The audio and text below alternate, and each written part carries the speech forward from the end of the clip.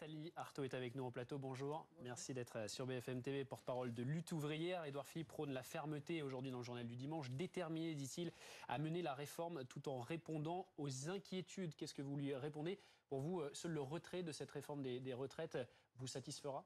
Oui, bien sûr. J'étais présente dans la manifestation de jeudi et j'ai constaté qu'il y avait de la détermination aussi du côté des manifestants, je vous le garantis.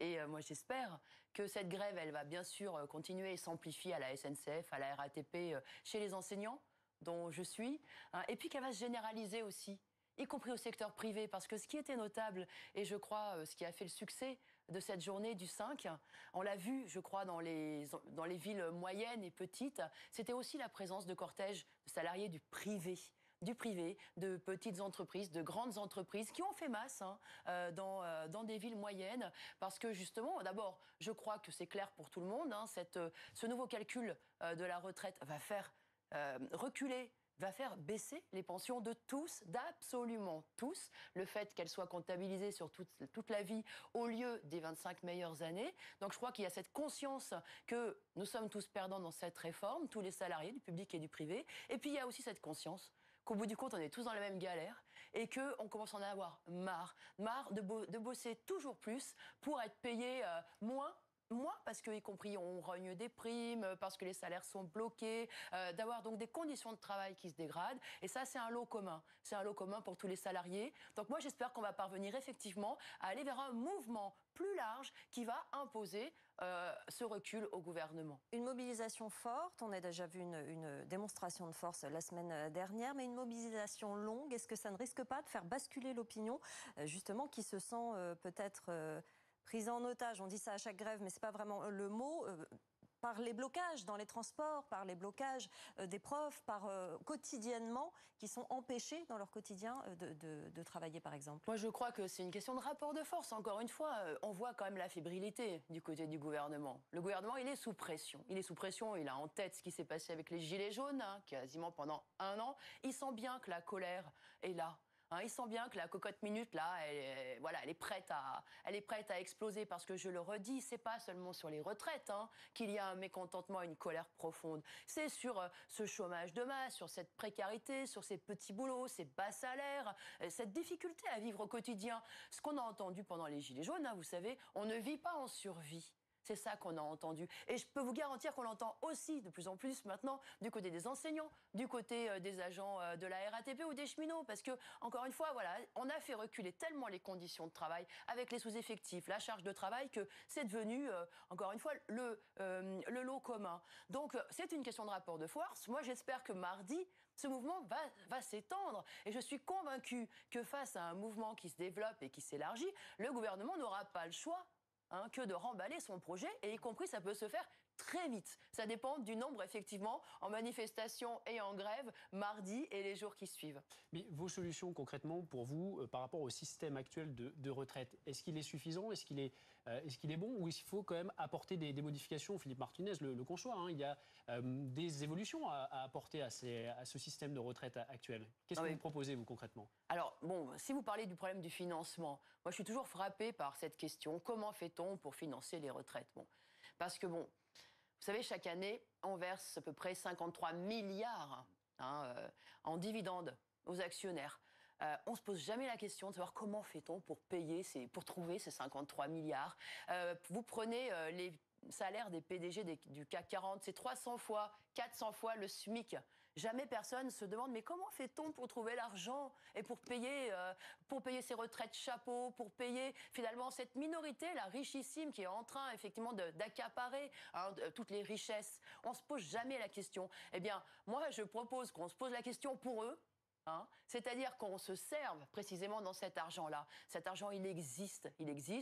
On l'a vu, y compris, j'en ai discuté il n'y a pas bien longtemps, mais regardez ce qui s'est passé à Notre-Dame de Paris. Ces dons qui ont afflué en 24 heures, qui montrent qu'il y a de la richesse dans la société. Eh bien, il faut prendre l'argent là où il est, tout simplement. Et effectivement, après toute une vie de travail, on a tous droit à une retraite digne. Jean-Philippe Moinet, elle est passée cette réforme dans les autres pays d'Europe. Comment ça se fait que nous, on n'arrive pas à la faire passer?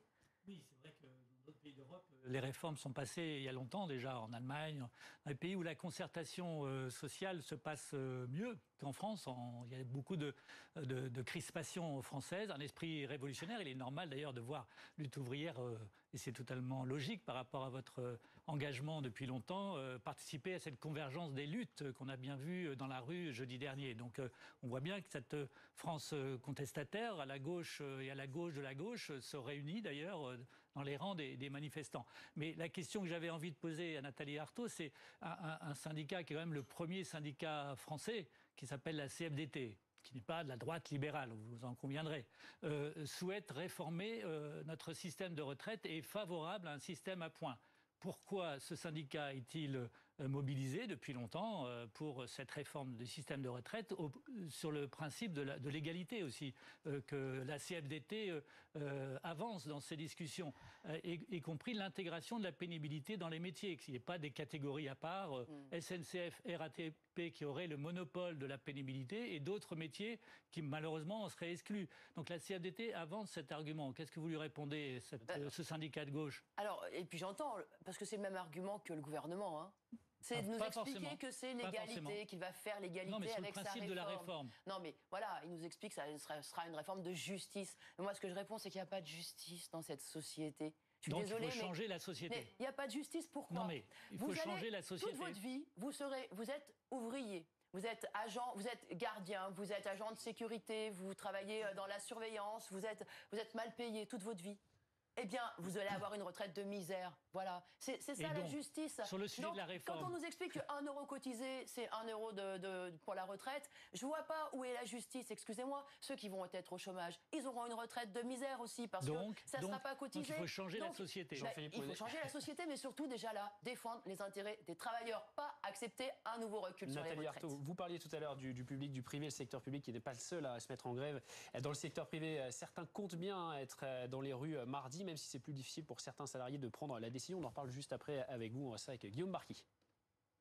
Alors les préparatifs. Alain a tout préparé. Chose importante dans nos manifestations sont les brassards. Ce salarié d'une entreprise de métallurgie est également délégué force ouvrière. Mais dans le privé, difficile de mobiliser des salariés contre la réforme des retraites qui ne se sentent pas forcément concernés. Tous les Français vont être concernés. Si le point fluctue, forcément, ils verront leur pension baisser. Et quand certains salariés du privé se sentent concernés, c'est parfois la peur de se mettre en grève qui pose problème. Michel Lopez est chez IBM depuis 37 ans. Et pour lui, la démarche peut avoir de graves conséquences sur la carrière d'un salarié. Par rapport à la fonction publique, je dirais le rapport avec l'employeur n'est pas le même. Si vous vous mettez en grève, vous êtes sûr pratiquement que vous n'aurez pas d'augmentation de salaire. Et ça peut durer pendant X années. Pourtant, certains décident de passer le pas. C'est le cas de Nicolas, chauffeur d'un mini-véhicule dans un grand groupe. Il voudrait que le nouveau système ne garde que ses meilleures années de carrière, comme c'est le cas actuellement. Plus les années passent et plus j'ai d'ancienneté et plus mon salaire augmente. Donc pour moi, ça m'arrangerait plus de prendre mes meilleures années que le nouveau système qui veut le faire. Mais pour cet autre chauffeur, Antoine, la crainte de mettre son employeur en difficulté passe avant tout. Si nous on s'y met à faire la grève, c'est pas possible. C'est une entreprise privée. Moi je mettrais mon patron dans l'embarras, vraiment. Donc je peux pas. Antoine a décidé qu'il n'irait pas manifester le 10 décembre prochain. Voilà, c'est pas si simple dans le secteur privé d'accéder à cette grève, peut-être des représailles de la part de l'employeur ou de mettre l'employeur en difficulté. C'est ça aussi la réalité pour le coup. Mais vous savez, même dans le public, je suis en grève, j'ai fait des assemblées générales avec mes collègues, tout le monde parle des problèmes de fin de mois, tout le monde va avoir un problème avec un salaire amputé parce qu'il fait grève, tout le monde. C'est pareil pour la RATP, c'est pareil pour la SNCF, c'est difficile. Et ça l'est d'autant plus effectivement quand il y a en plus des pressions patronales et qu'il peut y avoir des mesures de rétorsion, parce que ça existe effectivement. Mais voilà, moi c'est ce qu'on discutait aussi avec les collègues grévistes, c'est qu'on va perdre bien plus si on accepte encore une fois ce recul. Et que voilà, le problème c'est il faut à un moment donné réagir, il faut dire stop. On a reculé sur trop de choses. Vous savez, nous dans l'éducation nationale, ça fait des années que le point d'indice est bloqué, que nos salaires sont bloqués. Mais c'est vrai, encore une fois, pour la quasi-totalité des salariés qui se retrouvent dans le privé avec des congés qui sont supprimés, qui sont enlevés, avec des suppressions de postes en permanence et donc à devoir courir, à faire le travail de 2 et 3. Regardez les conditions de travail dans les hôpitaux. Donc à un moment donné, bah oui, il faut dire stop. Ça viendra pas tout seul parce qu'on voit très bien qu'on a un gouvernement qui trouve toujours l'argent pour une catégorie, c'est-à-dire la plus riche et ceux qui sont prospères dans cette société, les capitalistes. Regardez ce qu'il a donné en CICE. Et c'est un cadeau parce qu'il n'y a pas de contrepartie. Alors là, on trouve l'argent. Mais quand il s'agit des salariés, il faut toujours leur reprendre des droits. Donc, à un moment donné, il faut réagir. Alors oui, je crois qu'il y a une situation aujourd'hui. On a instauré déjà un rapport de force qui est favorable. Et moi, il faut y aller. Voilà, on a une opportunité là, véritablement de les faire reculer, comme en 95 avec le plan Juppé. Est-ce que la journée de mardi, c'est une question, la journée de mardi était-elle la meilleure? Parce qu'on peut penser que c'est la réitération de jeudi. Alors certains disent pour battre le fer quand il est chaud, pour la mobilisation. Mais vous auriez pu attendre le plan gouvernemental pour appeler à la mobilisation le lendemain, par exemple.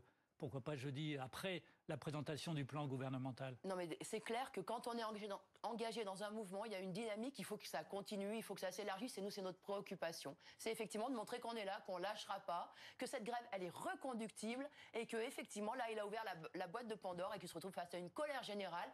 Encore une fois, il n'y a que comme ça qu'on se fera respecter, nous, les travailleurs. Merci beaucoup, Nathalie Arthaud, d'avoir été avec nous sur le plateau de BFM TV.